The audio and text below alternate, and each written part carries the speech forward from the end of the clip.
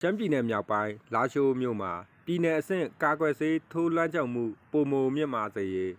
ကာကွယ်ဆေးလွှမ်းခြုံမှုအားနည်းတဲ့ဒေသများမှာကာကွယ်ဆေးထိုးနှံတိုက်ကျွေးတဲ့လုပ်ငန်းများပိုမိုဆောင်ရွက်နိုင်ရေးအတွက်အသိပညာပေးဆွေးနွေးပွဲနဲ့လုပ်ငန်းညှိနှိုင်းအစည်းအဝေးကိုယမန်နေ့နနက်ပိုင်းကပြည်နယ်ကျန်းမာရေးဦးစီးဌာနမှရုံးအစည်းအဝေးခန်းမမှာကျင်းပခဲ့ရာပြည်နယ်အစိုးရအုပ်ချုပ်ရေးအဖွဲ့ခွဲရှမ်းမြောက်ဥက္ကဋ္ဌဦးမြင့်တန်းဝင်းခရိုင်စီမံခန့်ခွဲရေးနဲ့အုပ်ချုပ်ရေးကော်မတီဥက္ကဋ္ဌဦးမျိုးမင်းထွန်း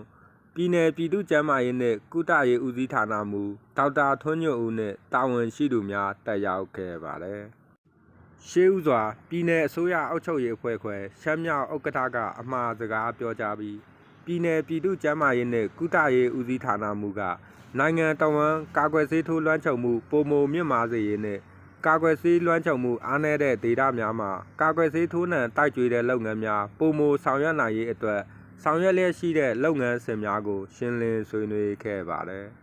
။အဲ့ဒီနောက်ကာကွယ်ဆေးထိုးလွှမ်းခြုံမှုပိုမိုမြင့်မားစေရေးနဲ့ကာကွယ်ဆေးလွှမ်းခြုံမှုအားနည်းတဲ့ဒေသများမှာကာကွယ်ဆေးထိုးနှံတိုက်ကျွေးတဲ့လုပ်ငန်းများပိုမိုဆောင်ရွက်နိုင်ရေးနဲ့ပတ်သက်တဲ့လုပ်ငန်းဆောင်ရွက်မှုဗီဒီယိုကလစ်အားပရိုဂျက်တာအဖြစ်ပြသခဲ့ပါတယ်။အဲ့ဒီအပြင်အခမ်းအနားတို့တက်ရောက်လာကြတဲ့တာဝန်ရှိသူများကမိမိတို့သိရှိလိုသည့်များကိုမေးမြန်းဆွေးနွေးခဲ့ရာ